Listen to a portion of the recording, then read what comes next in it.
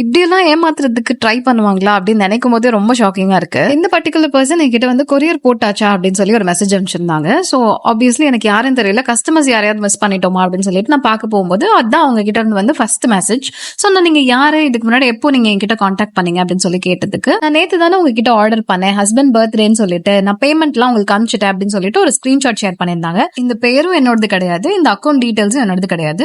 So எதுவும் மாத்தி அனுப்புறாங்களா அப்படின்னு சொல்லிட்டு நான் பேசின சேட்டோட ஸ்கிரீன்ஷாட் அனுப்புங்க அப்படின்னு நான் சொன்னேன். அதுக்கு அவங்க கொடுத்த ரிப்ளை, ஏங்க நான் எங்கள் ஹஸ்பண்டுக்கு பர்த்டே வருதுன்ட்டு நான் வந்து அவருக்கு தெரியாமல் ஆர்டர் போட்டேன், அதனால அவருக்கு கண்டுபிடிச்சிட போகிறான்ட்டு நான் சேட்லாம் டிலீட் பண்ணிட்டேன், புரியுதுங்களா?